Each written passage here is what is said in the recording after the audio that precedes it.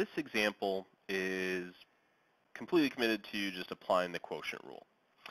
In part A, what we have is a function 2x over x squared plus 3, and we want to find the derivative. So we'll start off similar to the product rule in that we'll identify our two functions. So our function in the numerator is 2x, function in the denominator is x squared plus 3. Something to keep in mind is that whenever you have to apply the quotient rule, it is just a longer problem. It's more difficult than the product rule. There are going to be more pieces of the problem to keep track of. So they're always going to be a little bit more difficult, a little bit more complicated just because there's more involved here. So in this case, to take the derivative of this function, we're going to take the derivative of the first function times the second function minus the first function times the derivative of the second function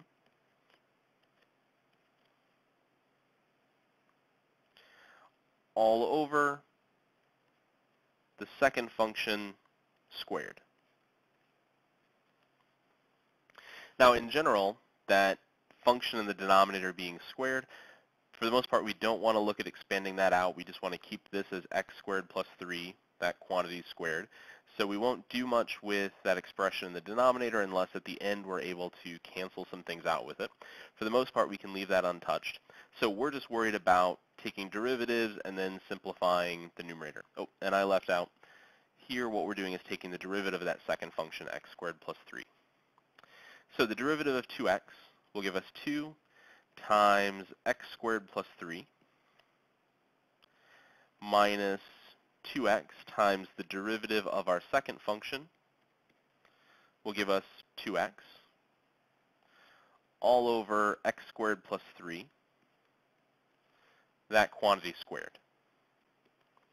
So now we can expand this out, distribute the 2 through, giving us 2x squared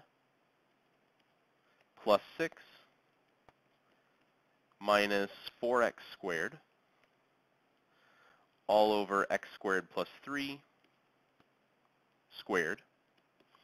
And then we can combine like terms to get our final answer as negative 2x squared plus 6 over x squared plus 3, that quantity squared. So again, a few more steps, things to keep track of. We have this denominator that carries along with us with each step. But again, unless at the end here we can somehow get that to cancel out, we'll typically be left with that just staying unchanged as it is. In part B, again, we've got the quotient of two functions. So our first function is t cubed minus 3t, and our second function is t squared minus 4. So this will start off in a similar fashion. Y prime can be found by taking the derivative of t cubed minus 3t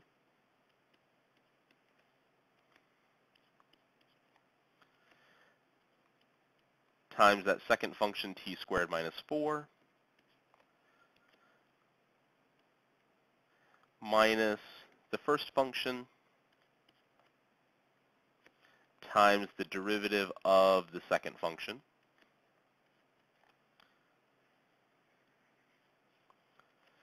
all over the original denominator squared, or that second function squared. So again, we'll proceed just by taking these individual derivatives, then we'll expand everything out and simplify as much as possible. So the derivative of t cubed minus 3t is going to give us 3t squared minus 3 times the t squared minus 4 minus t cubed minus 3t times the derivative of t squared minus 4, which will just be 2t,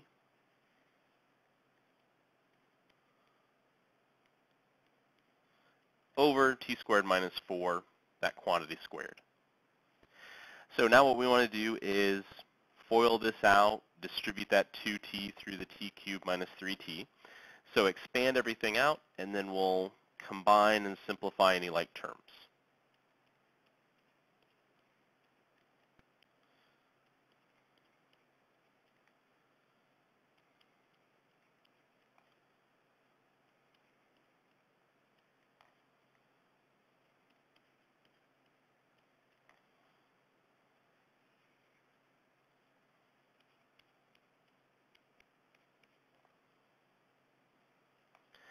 So foiling that out, distributing that through, gives us this long expression on top over that same denominator, which is remain unchanged.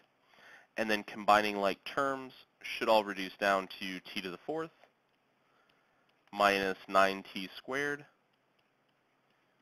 plus 12 over t squared minus 4, that quantity squared.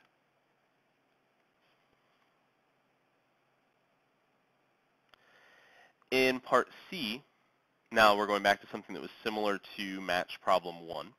What we want to do is find the derivative of this given function in two different ways. So we can start off by identifying pretty easily that we have the quotient of two different functions here. So we'll start off by first finding this derivative without using the quotient rule.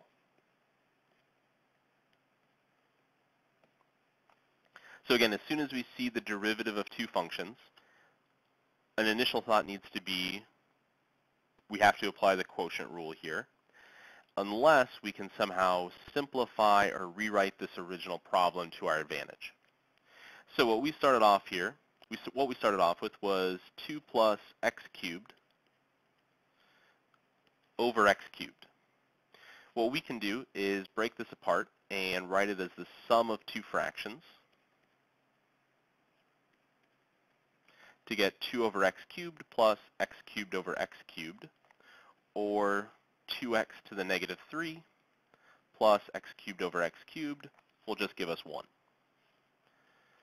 So now we just have a very simple expression. We just have the derivative of a power function and the derivative of a constant. So the derivative of 2x to the negative 3 plus 1 will just be negative 6, x to the negative 4th. Or equivalently negative 6 over x to the 4th. So again, in this case, we have the advantage. We don't have to apply the quotient rule. We can start off by reworking that function into something equivalent, and that derivative process is much simpler. But we can also look at working this problem by applying the quotient rule.